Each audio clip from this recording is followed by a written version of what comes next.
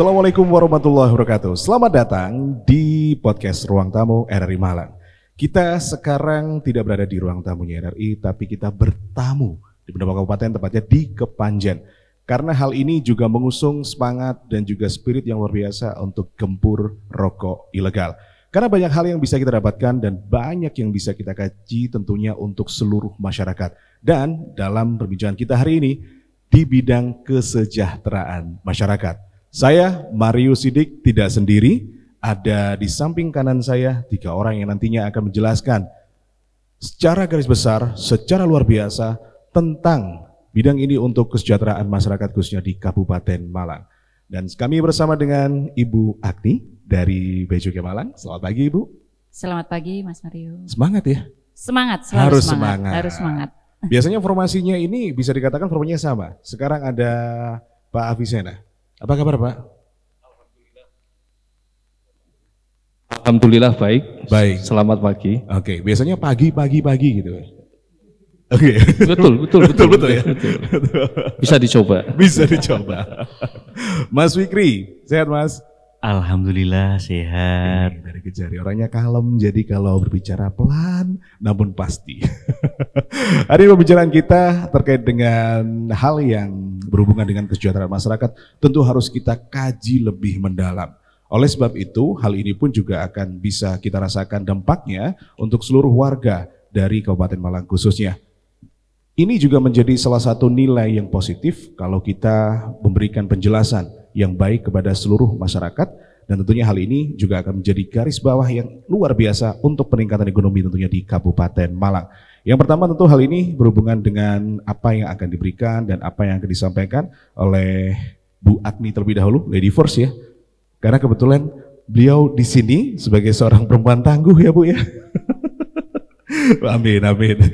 Bu Agni, kalau kita melihat dari apa yang ada dan saat ini, terkait hal itu tentu untuk pemanfaatan dari DBH CHT tahun 2025, apakah memang ada pedoman dari pusat terkait hal ini untuk kesejahteraan masyarakat tentunya? Ya baik, jadi dana bagi hasil cukai hasil tembakau ya sebagaimana kita ketahui di tahun 2025 ini ada perubahan aturan di mana yang sebelumnya Peraturan Menteri Keuangan tahun 2021 ya nomor 215 yang sekarang diubah menjadi Peraturan Menteri Keuangan nomor 72 tahun 2024. Ya. Isinya masih sama pengaturannya di mana pembagiannya adalah untuk yang pertama untuk kesejahteraan masyarakat dan yang kedua untuk kesehatan, yang ketiga untuk penegakan hukum. Ya, prosentasenya juga masih sama untuk Kesmas di 50%, kesehatan di 40% dan penegakan hukum di 10%. Penegakan hukumnya di 10% justru ya? Di 10%. Oke, Mas Fikri ngikut apa gimana? Maksudnya, ini saya bergeser dulu Mas Fikri. Kalau kita di terkait dengan penegakan hukum itu teman-teman dari Bea Cukai dan teman-teman dari Satpol PP. Kalau kita ya kalau diminta bantu ya kita ikut teman. Kalau kita biasanya bagian-bagian akhir kalau udah tidak bisa dibina di tahap kita, di tahap penuntutan ada pada kita. Oke. Ya. Baik, terima kasih Mas Fikri. Jadi ini mengikuti apa yang ada begitu ya, dan prosesnya itu juga berjalan panjang. Apakah ini nantinya Bu Agni menjadi pedoman tersendiri atau justru diserahkan secara otonomi daerah dalam pengelolaannya? Khusus untuk kesejahteraan masyarakat ini, Mas Mario ya, jadi DBH CHT itu bisa digunakan untuk 6 kegiatan besar ya. 6 kegiatan besar itu meliputi apa? Peningkatan kualitas bahan baku, yang dalam hal ini diampu oleh Dinas Pertanian dan Perkebunan. Lalu ada juga pembinaan industri dan pembinaan lingkungan sosial, di situ di mana diampu oleh OPD yang lain. Nah, kebetulan di kali ini kita membahas tentang Kesmas ya. Untuk Kesmas ini ada kita fokuskan di peningkatan kualitas bahan baku. Ya, di mana di sini nanti Bapak Kepala Dinas akan lebih banyak menjelaskan tentang program-program dalam rangka penggunaan di BHCHT ini. Jadi intinya kami dari Bea Cukai, dari Direktorat Jenderal Bea Cukai, kami adalah pengampu untuk penerimaan cukainya, Mas Mario. Nah, setelah penerimaan cukai itu masuk, ya, kemudian diatur oleh suatu Direktorat Jenderal di Kementerian Keuangan yang namanya Direktorat Jenderal Perimbangan Keuangan Pusat dan Daerah. Jadi mereka ini bekerja menggunakan Undang-Undang Nomor 1 Tahun 2022, ya, di mana di sana mengatur hubungan keuangan antara pusat dan daerah. Jadi DBH ini adalah salah satu DBH pajak yang dari penerimaan cukai untuk kemudian dikembalikan lagi ke daerah. Jumlahnya berapa? 3%. Ya, jadi 3% itu nanti pemerintah provinsi itu dapat 0,8% dan pemerintah kota dan kabupaten mendapat 1,2%. Ya, dari situlah kemudian pemerintah kabupaten, ya, menggodok untuk pembagiannya dengan DJPK tadi untuk kemudian disalurkan kepada OPD pengampu. Demikian. Berarti bisa dikatakan kita harus tahu juga karena presentasi yang disampaikan oleh Bu Agni. Nah, kalau untuk besar anggarannya harus di-spill juga Pak Avicenna ini, biar masyarakat ini jelas, paham betul di zaman terbuka saat ini Pak Avicenna. Monggo Pak Avicenna. Baiklah, untuk program DPH-JHT ini sebenarnya saya ingin menyampaikan bahwa ada salam dari Bapak Bupati Malang, Bapak Muhammad Haji Sanusi bersama Ibu Wakil Bupati, yang mana dalam melaksanakan visi misi yang tahap kepemimpinan beliau berdua yang kedua ini, tentunya peningkatan perekonomian masyarakat khususnya di Kabupaten Malang ini sektor pertanian dan perkebunan masih mendominasi. Oleh sebab itu potensi pembangunan di bidang pertanian dan perkebunan yang bersumber dana dari DPH-JHT ini sangat menjadi suatu andalan untuk saat ini. Jadi sangat diharapkan. Ada beberapa program anggaran DPH-JHT di pemerintah Kabupaten Malang bidang kesejahteraan masyarakat pada tahun 2025 ini totalnya kurang lebih di DPH-JHT di Kabupaten Malang 158 miliar 973.538.000 rupiah. Ya. Kemudian untuk bidang kesejahteraan masyarakat tahun 2025 sebesar 35,97%. Dalam angka 57 miliar 176.807.200 rupiah yang dialokasikan untuk dikelola dinas kami TPHP tahun 2025 sebesar kurang lebih 19 miliar 797.706.800 rupiah. Demikian Pak. Ini besar jumlahnya, sangat besar Pak. Berarti ada perangkat atau berapa perangkat daerah yang dilibatkan dalam hal ini untuk pengampunya? Ada beberapa pengampu ya untuk pembiayaan DPH-JHT melalui program DPH-JHT ini kurang lebih ada 4. Yang pertama dinas kami, Dinas Tanaman Pangan, Hortikultura dan Perkebunan. Yang kedua Dinas Perindustrian dan Perdagangan. Yang ketiga Dinas Tenaga Kerja dan Dinas Sosial. Demikian. Artinya dari beberapa bidang yang terkait ini juga harus saling terikat begitu Pak dalam sistem kerja mereka, nggih? Tentu hal ini harus terintegrasi, ya, terkolaborasi demikian. Karena untuk bicara budidaya tembakau khususnya, itu salah satu contoh. Kami bagaimana menangani produksi, sedangkan tenaga kerja, buruh tani tembakau itu juga ada di teman OPD lain dari Dinas Tenaga Kerja. Tentunya ini tidak bisa berjalan sendiri, betul. Kita harus berjalan beriringan dan berkolaborasi. Oke, dari medio 2024 ke 2025 ada kenaikan jumlahnya Pak atau tetap sama? Ini cukup menggembirakan, begitu Pak. Karena berdasar survei empiris kepada bapak-bapak atau pria-pria, itu jumlah perokoknya bertambah. Tapi kami melakukan random sampling test, dari sekian audien itu sangat sedikit sekali yang mau berhenti merokok. Berarti ke depan jumlah perokok aktif, terutama Bu ya, itu tentu akan semakin bertambah. Itu yang pertama. Yang kedua, untuk tahun 2025 dalam rangka budidaya tembakau ini sudah mencapai 900 hektar Bapak. Oke. Sangat menggembirakan. 2024 kita kemarin ada 101 kelompok petani yang kita bina. Ya. Kemudian jumlah petani yang kita libatkan ada kurang lebih 1.255 petani. Tentunya dengan peningkatan yang mencapai 900 hektar tahun ini, ini sangat luar biasa. jumlahnya juga tentu pasti akan meningkat. Demikian. Berarti para pria jangan khawatir, termasuk penyumbang terbesar juga ya untuk para pria. Dengan jumlah yang besar, apa yang dilakukan dengan program yang saling terintegrasi, tentu hal ini juga terdapat peran dari kejaksaan. Ini peran dari kejaksaan seperti apa, Mas Fikri? Bisa dijelaskan secara detail pada masyarakat? Ya, terima kasih. Di era sekarang kan bagaimana kita mensukseskan program-program pemerintah, termasuk program memanfaatkan DPHJT ini kan cukup penting peran dari APH, kejaksaan. Kenapa? Bagaimana kita mengawal dari program-program itu rencana-rencana yang telah direncanakan sebelumnya itu berjalan sesuai dengan tujuan. Karena penting, karena mungkin masyarakat Kabupaten Malang sering melihat atau sering sekarang kan informasi itu kan jutaan tiap hari dilihat ya. Mungkin sering mendengar, oh investasi di Vietnam itu lebih mudah. Kenapa di Indonesia misalnya kan? Karena memang kita lihat sendiri bahwasanya di lapangan itu banyak hal kendala bagi teman-teman itu untuk melakukan pelaksanaan bagaimana tujuan-tujuan yang ingin dicapai. Misalnya untuk kegiatan A, untuk misalnya pemberdayaan masyarakat terkait dengan pertanian ini. Lah, ini kan kalau tidak dikawal dengan baik, banyak hal-hal yang program yang apa ya namanya, yang akan banyak mengganggu, yang harusnya itu tercapai dalam waktu misalnya 2 bulan 3 bulan, tetapi ada kendala-kendala di lapangan dan kita di kejaksaan itu bisa mensupport itu dengan dibantu oleh teman-teman yang mungkin dari teman-teman dari Polri juga TNI, bagaimana kita bersama-sama untuk mensukseskan. Karena saya kira di era sekarang itu bukan era kompetisi lagi, tapi era kolaborasi. Karena di dunia sekarang itu udah berbeda jauh dengan dulu.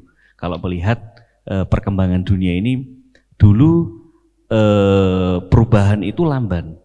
Sekarang mohon maaf, HP mungkin 15 tahun lalu dengan sekarang perubahannya luar biasa.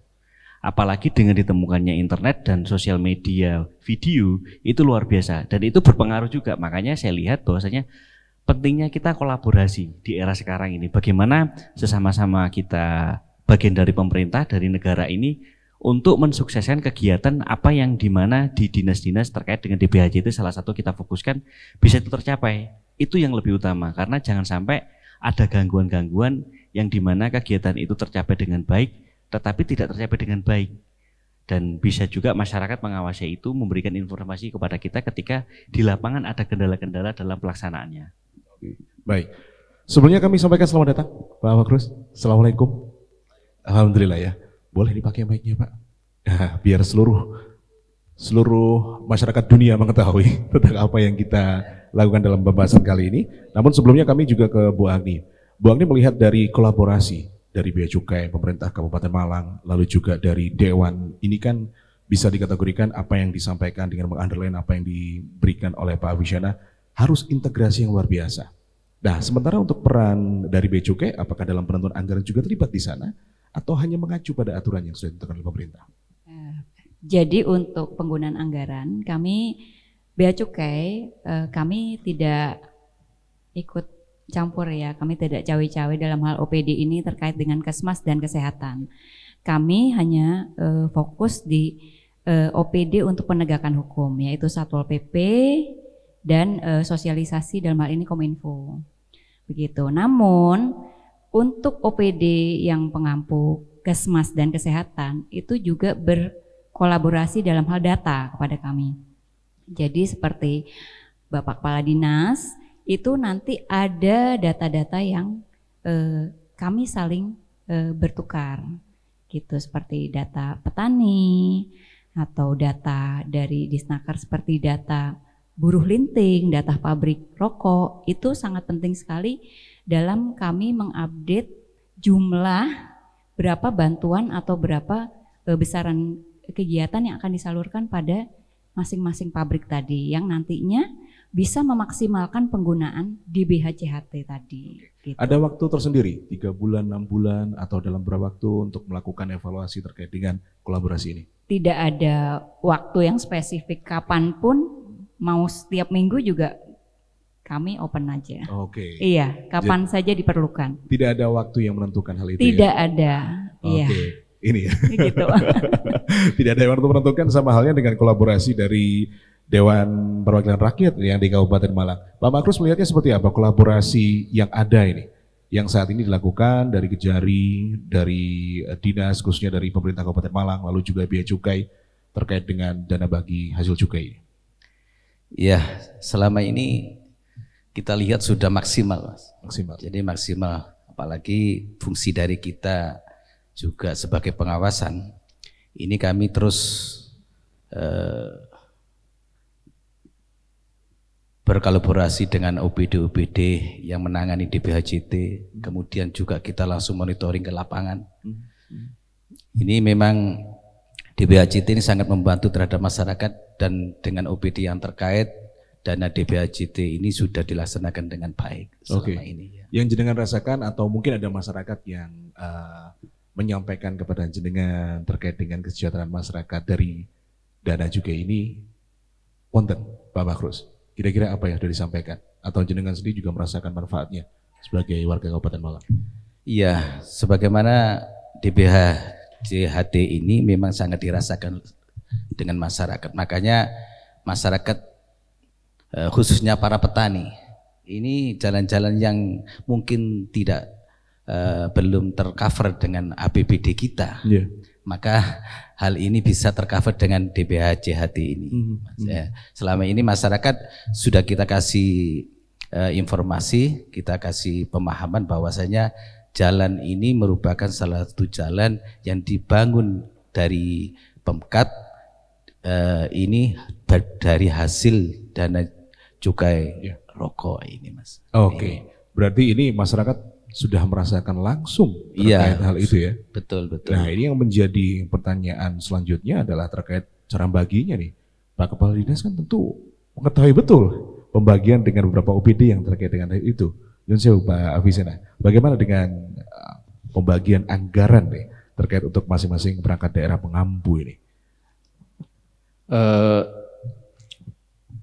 Masing-masing alokasi anggaran untuk OPD pengampu yang pertama Dinas TPHP kurang lebih 19,794 miliar, kemudian Disperindak sekitar 8 miliar, Dinas Tenaga Kerja 4 miliar, Dinsos 24,938 miliar, dan terakhir di Snaker sebesar 443 juta, kurang lebih segitu. Yang mungkin sudah disesuaikan dengan program mereka, ya, bagaimana program di masing-masing OPD itu bisa mengampu terkait kolaborasi yang dilakukan. Jadi sesuai dengan kewenangan tupoksi yang mereka miliki, demikian. Oke, artinya sudah ada bagiannya masing-masing begitu, Pak Afisena? Nggih, sampun. Sampun. Jadi tidak ada yang bisa dikatakan sebagai sama rata gitu, enggak Pak ya? Saya rasa sudah sesuai proporsional. Secara proporsional. Ya. Apakah ini juga ada harapan mungkin tahun depan bisa naik begitu Pak? Jadi begini para pemirsa, Bapak Ibu sekalian, terutama Pak Dewan ini Pak. Animo masyarakat terkait pembangunan khususnya bidang pertanian perkebunan berbasis komoditas tembakau ini sangat luar biasa. Di awal tahun 2004 lalu, sedikit kami sampaikan, baru 25 kecamatan yang bergabung dalam program DBHJT ini, yang menyakup kurang lebih 800 hektar luasan. 2025 ini Ibu, ini bertambah Bu, hampir 900 hektar di 31 kecamatan. Ini kan tentu sangat progresif ya, karena mengingat ini Pak Dewan tahu pasti sumber APBD kita terbatas untuk DAU dan untuk APBD-nya, sehingga sumber dana DBHJ ini merupakan harapan ke depan terkait bagaimana membina petani tembakau yang baik. Memang tembakau ini kendala utamanya adalah cuaca, ya, di mana siklus cuaca tahunan itu sangat mempengaruhi. Nah, bagaimana mengkolaborasikan program?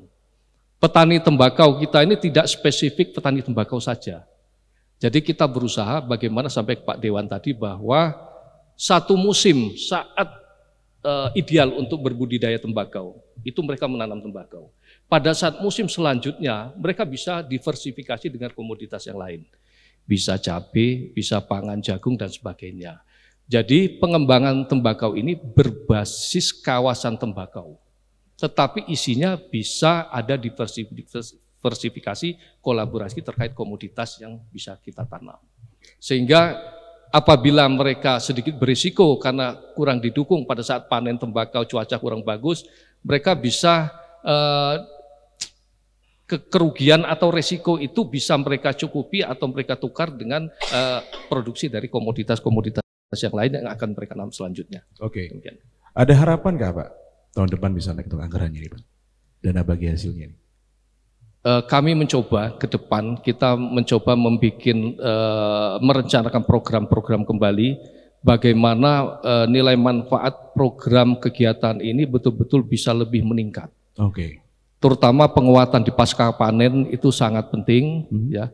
Kami sampaikan kepada Ibu dari Bea Cukai tadi bagaimana kita tahu bahwa Malang Raya ini memiliki sejarah yang cukup kuat Pak Dewan terkait rokok. Mungkin Pak Dewan dulu waktu masih bujang, bentul biru, kemudian Rotsman, rokok yang ada di Malang ini kan memiliki sejarah yang sangat kuat. Nah, perkembangan ini sampai saat ini pun industri tembakau masih sangat bagus ya prospeknya ke depan untuk wilayah Malang ini.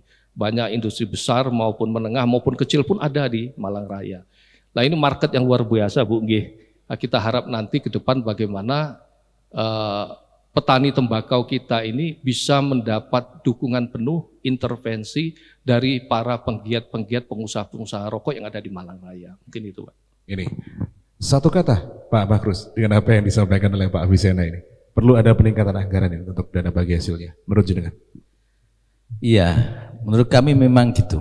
Harus ada peningkatan di tahun mendatang ini. Cuma regulasinya ini yang harus kita tata betul agar supaya nantinya dana bagi hasil lebih bermanfaat terhadap masyarakat. Oke. Mengingat dari luas wilayah kabupaten yang begitu luar biasa dan mayoritas petani ya, Pak Avicenna ya. Nah ini ada nilai, mungkin pernah menghitung terkait nilai standarnya berapa begitu? Pak Bakrus pernah dari teman-teman Dewan terkait dengan nilai anggarannya seharusnya berapa? Pasti sak bini gitu nih dana bagi hasil itu. Mungkin kolaborasi dengan Pemkab, pernah Pak dari hasil bagi cukai ini? Iya, kalau menilai lihat peredaran rokok di Kabupaten Malang maupun pabrik ya. Ini sekalian curhat ini kayaknya. Ini harusnya kita itu dana bagi hasilnya lebih besar. Lebih besar. Makanya kita tidak henti-hentinya mengedukasi terhadap peredaran rokok-rokok ilegal supaya rokok-rokok ilegal itu pada nantinya bisa dengan dengan kesadaran diri untuk menjadi rokok legal gitu. Ini. Nah ini nantinya akan bisa menunjang terhadap dana bagi hasil untuk Kabupaten Malang. Karena keluasan wilayah kita yang begitu besar, yang begitu luas, tentu dana bagi hasil ini memang sangat kita harapkan.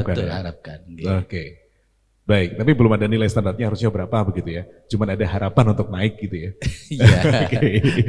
Ini Ibu Agni yang bisa menjawab deh. Prosedurnya seperti apa nih Bu Agni? Ya, boleh menambahkan. Boleh Bu Agni. Ya, jadi izin Bapak-bapak untuk kalau tadi saya dengar kenaikan ya.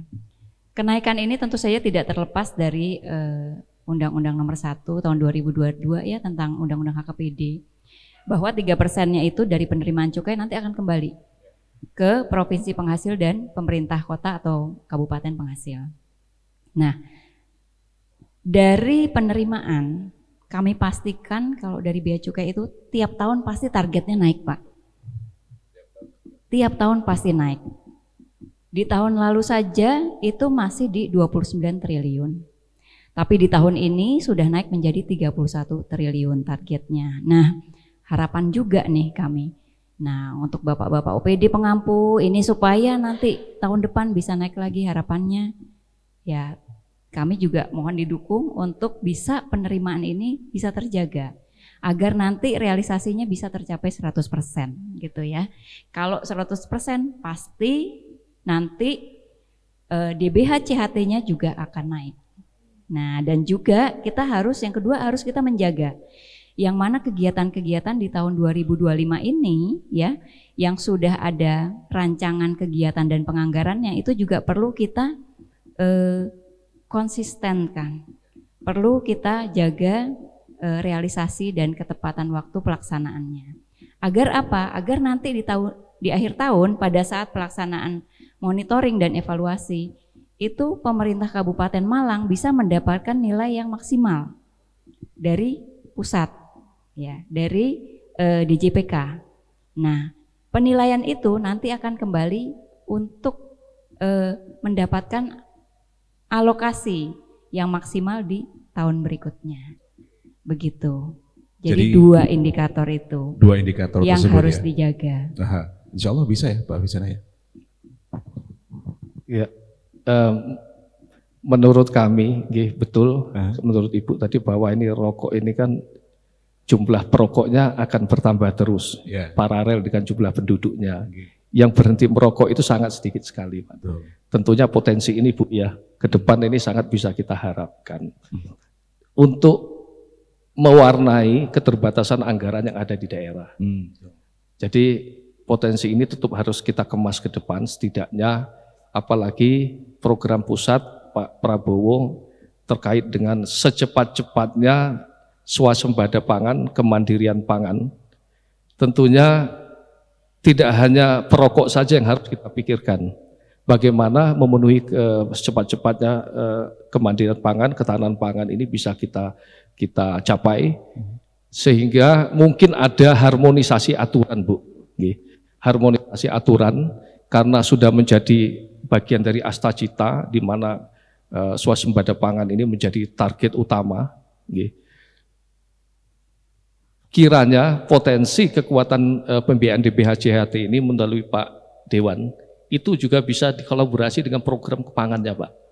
Jadi tidak semata-mata cuma rokok saja atau tembakau saja. Bagaimana DBHJHT ini juga bisa support untuk urusan pangan ini bisa tercapai dengan secepat-cepatnya. Begitu, Pak. Sejalan dengan program pemerintah kalau gitu ya. Oke. Menarik jika pemirsa dan juga penonton ini melihat di YouTube-nya RRI Malang Official ataupun TikTok-nya RRI Malang, ada beberapa statement yang disampaikan dalam program yang saat ini kita lakukan itu, bahwasanya beberapa netizen sempat menanyakan terkait tahun 2025 ini dari Januari sampai bulan Mei atau April, adakah yang sudah terlibat secara hukum atau berurusan dengan Kejari terkait rokok ilegal ini? Mungkin Mas Fikri bisa bantu jawab ini. Ini saya mewakili netizen yang bertanya ini. Monggo di DM-nya ini. Ya. Kalau kita bicara kewenangan ya, kalau terkait dengan penyidikan itu kan bukan kewenangan kita di perkara pajak ini kan, cukai ini kan, jadi kan kita itu hanya menunggu dari teman-teman cukai yang dimana kalau kita baru bisa mengetahui ada penanganan perkara ketika dari teman-teman itu melakukan koordinasi, satu, atau setelah mereka melakukan penangkapan, kedua, atau mereka itu sudah mengirimkan SPDP, surat pemberitahuan dimulainya penyidikan. Tanpa itu kita tidak mengetahui, karena kan kenapa? Karena bicara tentang kewenangan. Beda lagi dengan hal ketika dengan perkara tindak pidana korupsi, kita punya kewenangan untuk melakukan penyidikan. Ya kita tahu batasan kita di mana kewenangan. Kalau kita kan sebagai penuntut umum, jadi kan kewenangan kita ada pada situ dan kita menunggu dari teman-teman bea cukai saja sih sebenarnya. Oke, ini termasuk pidana atau perdata? Pidana. Pidana. Ancaman maksimal hukuman? Tergantung yang disangkakan apa kan. Kalau dengan cukai itu kan ada yang 5 tahun, tergantung pasalnya apa dulu. Oke. Cuman kan kalau terkait dengan itu kan kita kan menunggu kan, artinya kan istilahnya begini. Seperti tindak pidana umum lah. Kalau tindak pidana umum kan itu penyidikan kan kewenangan berada di teman-teman Polri. Tidak cukai itu ada di teman-teman bea cukai. Kita kan hanya melakukan penuntutan apa yang disangkakan oleh teman-teman dari teman-teman penyidik. Kemudian kita membuktikan, artinya kan sudah cukup atau tidak, baru kita limpahkan ke pengadilan. Secara teknisnya seperti itu. Meskipun nggak segampang itu ya. Nggak segampang itu. Prosesnya nggak segampang itu. Tetapi sampai detik ini kita belum ada SPDP ke kita. Baru kayaknya yang ada itu di Kejari Kota yang ada. Kejari Kota. Kalau waktu lalu yang kita ketemu sama Mas Beni dari Cukai itu kan yang sempat ramai viral yang di tol apa itu kalau nggak salah ya kan. Ya kan itu kan dijelaskan kalau di Kejaksaan Tinggi Kabupaten Malang, wilayah Kabupaten Malang itu sampai detik ini belum ada sampai detik ini. Berarti masih bisa dikatakan aman lah ya? Insya Allah masih aman lah. Insya Allah aman. Kita berharap seperti itu karena ini menyangkut dengan kesejahteraan masyarakat. Kalau semuanya aman, kesejahteraannya juga jalan, masyarakat sejahtera, ada penambahan juga. Amin gitu ya. Amin, amin, amin. Bang, ini ada yang mau tambahkan? Ini karena harapan kepada adanya penambahan untuk membantu, jelas APBD dari daerah kurang, ditambahi dengan adanya dana bagi hasil juga ini. Mungkin apa yang ingin jenengan sampaikan kepada seluruh masyarakat?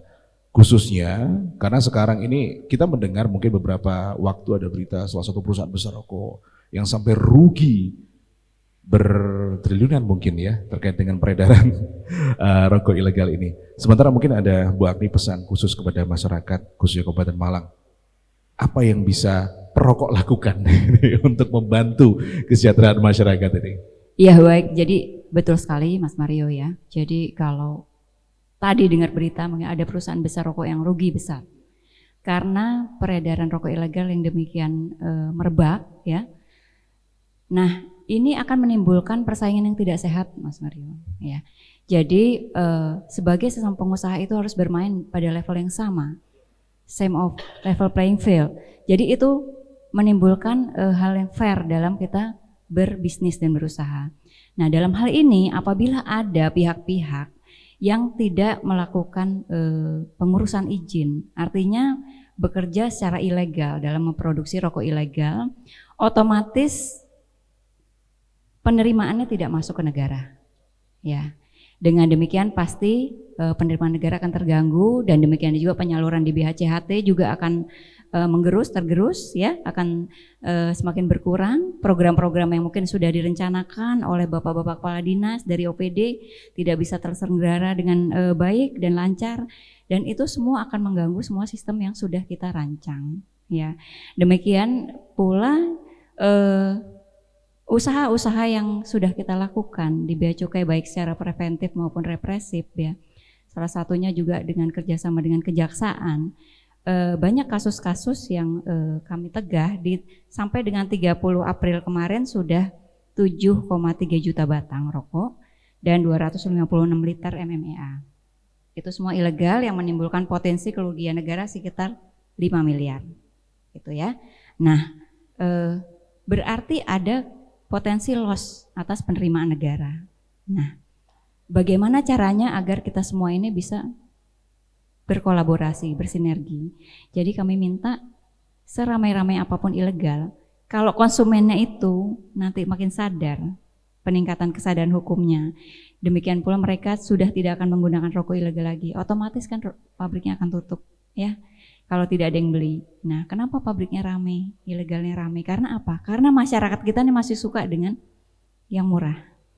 Padahal tidak tahu murah itu sendiri, tidak berizin, tidak ada izin tar nikotin, tidak ada izin lab. Harap waspada. Siapa tahu rokok itu ada zat adiktif yang terkandung di dalamnya yang menimbulkan kecanduan dan gangguan kesehatan lainnya. Ya, jadi kalau yang legal saja sudah bahaya, apalagi yang ilegal. Tidak punya izin.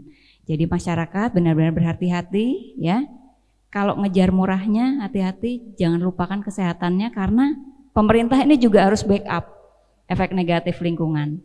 Ya, efek kesehatannya apa? Nah, itu menimbulkan biaya yang juga nggak sedikit. Gitu. Itu dari konsumen saya kira bisa lebih bijak ya, menaati hukum karena semua undang-undang juga sudah diatur, pasalnya pidana di Undang-Undang Cukai. Pasal 50-an itu isi pidana semua Mas, polos menjadi distributor bekas, pita yang salah peruntukan, salah personalisasi semua sudah diatur. Jadi kami dan juga Kominfo, pengampu sosialisasi juga sangat berkepentingan agar masyarakat di Kabupaten Malang ini semakin sadar. Ya, dengan kesadaran meningkat, otomatis yang jual juga produsennya juga akan berhenti ya. Warung-warung juga tidak menjual lagi yang ilegal, jasa titipan juga tidak lagi menyalurkan rokok-rokok yang tidak berizin, otomatis penerimaan akan lancar, semakin meningkat. DBH juga akan semakin meningkat, gitu. Ini jelas mendapatkan banyak hal yang bisa Kita simpulkan kalau melihat dengan apa yang disampaikan Bu Agni, lalu juga Pak Avicenna, Mas Fikri, dan juga Pak Bakrus, tentu berhubungan dengan program ini Pak Kepala Dinas. Dari apa yang ada untuk program di bidang kesejahteraan masyarakat, karena harapannya ambil yang legal untuk kesejahteraan masyarakat Kabupaten Malang khususnya gitu ya. Jadi untuk program di bidang kesejahteraan masyarakat ini kira-kira ada berapa kegiatan Pak yang akan dilakukan dalam mendukung pelaksanaannya? Monggo Pak Avicenna. Baiklah, kalau bicara program pembangunan di bidang pertanian ini sebenarnya kita membangun ekosistem Pak. Kalau bicara ekosistem itu ada hulu dan hilir, kalau bahasa pertaniannya ada on farm dan off farm. Lah, di mana di hulu? Hulu kami bertanggung jawab terkait bagaimana menyediakan hasil produksi dengan kualitas dan jumlah yang cukup.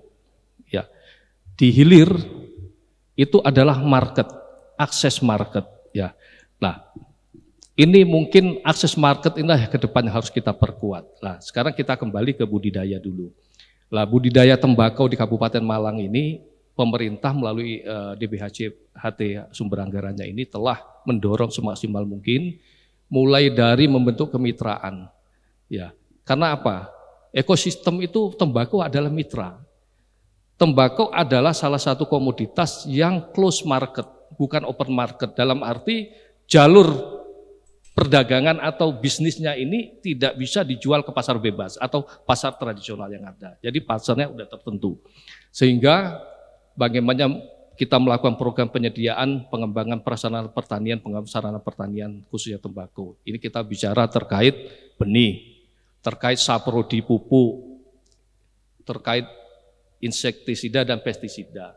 Kemudian kita juga sarana prasarana pertanian, kita alsintan, itu kita sediakan. Kemudian kendaraan roda 3, kita membantu juga membuat greenhouse, bangun dom pengering dan lain-lain. Itu sudah disupport melalui dana DPHCHT APBD ini. Kemudian alat perajang juga kita bantu. Sehingga petani ini betul-betul siap seandainya nanti tidak hanya menjual dalam bentuk daun basah. Karena nilai tambahnya ada pada saat pengolahan dari setelah panen sampai ke siap jual. Kalau dia jual daun basah hanya 3.000 sampai 5.000 per kilo, kalau dia jual rajangan kering sampai ke 50 sampai 80.000. Nah, disinilah mengapa harus kita perkuat. Nah, kemudian ada beberapa program terkait peningkatan sumber daya manusia, tidak hanya petaninya saja, tetapi petugas kita pun, penyuluh kita pun kita lakukan ada pembinaan dan juga penguatan kelembagaan petani, khususnya komoditas tembakau ini. Demikian, Pak. Berarti kegiatan ini juga terus dilakukan dan secara kontinuitas begitu ya?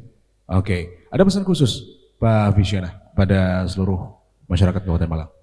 Kepada para pemirsa khususnya Pak Dewan, izin Pak, mumpung di momen yang baik ini, kami dalam rangka pengembangan khususnya budidaya tembakau ini berharap, karena secara sejarah Malang Raya ini memiliki tembakau unggul juga sebenarnya sejarahnya. Kemudian industri tembakau di Malang Raya ini juga cukup besar, sehingga ini adalah market yang menjanjikan untuk para petani kita.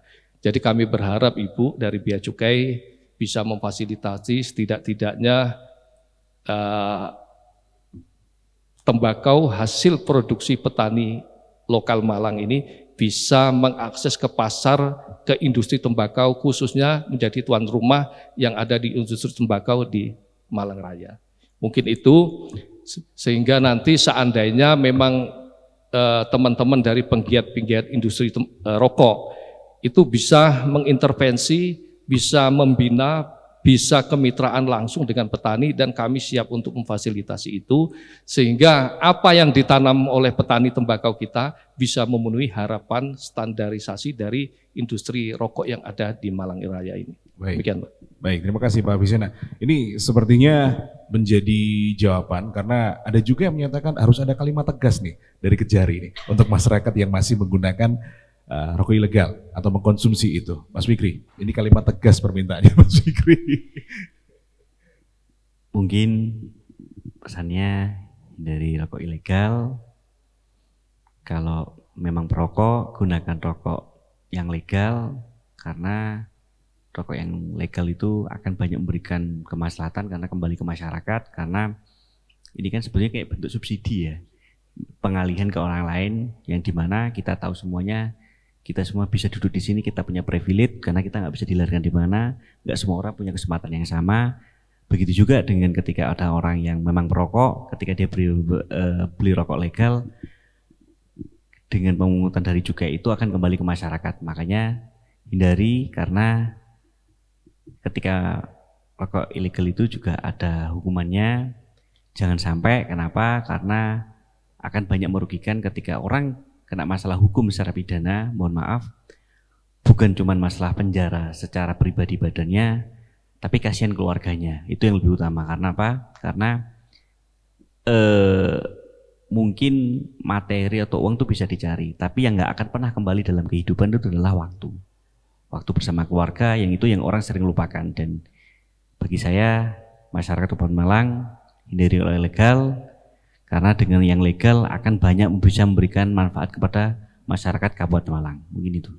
Baik, Pak Makrus, harapan jenengan seperti apa Pak? Jadi closing statement kita, lalu apakah menurut pendapat jenengan dan juga teman-teman di Dewan, kebijakan terkait apa yang dilaksanakan dari dana bagi hasil cukai ini oleh pemerintah Kabupaten Malang sudah on the track saat ini, dan mungkin bisa jenengan sampaikan pesan kepada seluruh masyarakat seperti apa? Monggo. Ya, kami menghimbau terhadap para pengusaha rokok. Yang pertama, mari kita berbondong-bondong untuk mendaftarkan diri supaya rokok jenengan legal. Kalau usaha jenengan legal, tentu jenengan dalam produksi aman, nyaman, tentu barokah. Ini. Ya. Betul. Oke, tentu hal itu tentu sesuai dengan biasa yang para pengusaha rokok berdoa, Robbana atina fid dunya hasanah wa fil akhirati hasanah. Jadi mereka menginginkan kebaikan di dunia dan akhirat. Tentu dengan rokok legal jenengan yang diproduksi, tentu dunia dan akhiratnya akan tercapai. Karena Anda mempunyai pabrik, tentu menyerap tenaga yang banyak, itu kemanfaatan yang luar biasa. Kalau disertai dengan izin yang resmi. Itu. Dan untuk sementara ini saya kira untuk dana bagi hasil yang sudah kita laksanakan ini sesuai regulasi yang ada, insya Allah tepat sasaran nggih Pak Afi. Dan ini sangat membantu terhadap para petani juga, baik petani khususnya di perdesaan Pak. Ini sudah dilaksanakan melalui diantaranya Dinas Pertanian Pak Afi, luar biasa Pak Afi ini sampai sudah membangun jalan usaha tani sampai di desa yang berbatasan dengan Australia Pak. Jadi ada mungkin bapak-bapak pemirsa semuanya belum tahu ya bahwasanya Kabupaten Malang ini ada desa Tambak Asri, desa saya itu paling selatan, paling ujung selatan dari Kabupaten Malang, Provinsi Indonesia, negara Indonesia. Ya, Mas Fikri harus ke sana biar tahu. Itu perbatasan dengan Australia, Pak. Umpama kita nggak terbentang dengan hutan dan laut, insya Allah bahasa kita kental dengan bahasa Australia, Pak. Bahasa Inggris nantinya. Itu. Terima kasih, Pak. Baik, terima kasih Bapak Makrus matur nuwun. Kita aminkan bareng-bareng tadi apa yang disampaikan oleh Bapak Makrus ya. Dengan doa dan harapan monggo dilegalkan secara bersama untuk fid dunya wal akhirah. Tentunya seperti itu. Mas Fikri matur nuwun sangat dari Kejari, Pak Kepala Dinas Pak Wisana matur nuwun, Bu Agni terima kasih banyak. Harapan tentu akan menjadi satu keinginan bahwa hal ini sesuatu yang legal tentu akan kembali ke masyarakat dan bisa mensejahterakan masyarakat Kabupaten Malang. Saya Mario Sidik mengucapkan terima kasih dan kita akan berjumpa lagi.